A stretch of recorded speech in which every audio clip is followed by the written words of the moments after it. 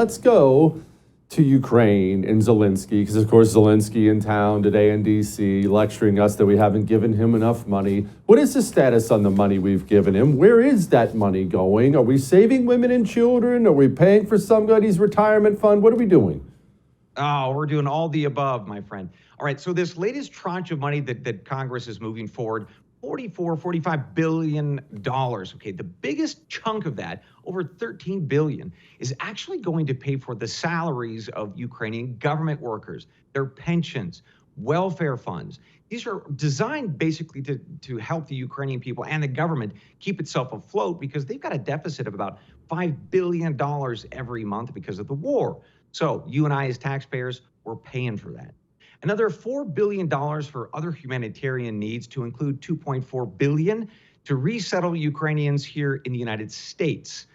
Finally, there's about $9 billion that's going to the Ukrainians in terms of weaponry and intelligence training and so forth.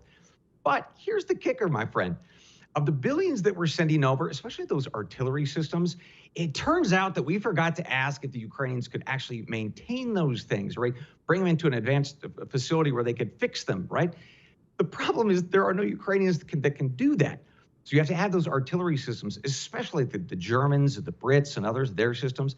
You have to ship that hundreds of miles outside of Ukraine to get it fixed. So at any one time, for instance, the German artillery systems are not there. 50% of them are not in the battlefield because the Ukrainian guys can't actually fix this stuff. So we're sending a lot of money and weaponry over there. Not necessarily all of it is even there to do the good work. And by the way, we're only tracking about 10% is actually got into Ukraine. The other 90%, I don't know. We hope it's there. We're just not sure.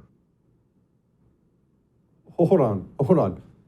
We know that 10% of the military equipment has gotten to Ukraine, and we don't know where 90% of it is? Is that what you just said? That is true, sir. That is according to the Pentagon. They've done a little bit of research with their own boots on the ground, figuring out where all that weaponry has gone. 10% can be confirmed to be in Ukraine. The other 90%, fingers crossed, it's hopefully there. So I don't want to get sidetracked on something like this, Brian, but I just thinking back to my head about Afghanistan, watching the Taliban fly Black Hawk helicopters with M4s hanging around their neck, American MVGs, and now Ukraine. We don't know where 90% of the weapons are. So, I mean, I hate to just spitball here, but that tells me in future conflicts, American troops are going to be gunned down by American weapons, correct?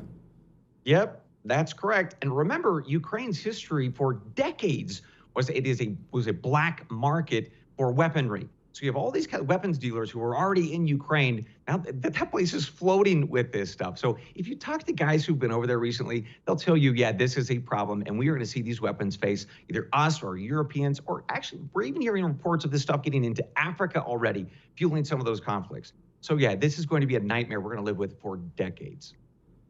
Wonderful. Support the First TV today and get instant access to exclusive specials like Who is Ron DeSantis, the history of FBI scandals, and America's worst presidents. Visit thefirsttv.com/support or download the First TV app to become a supporter and start watching today.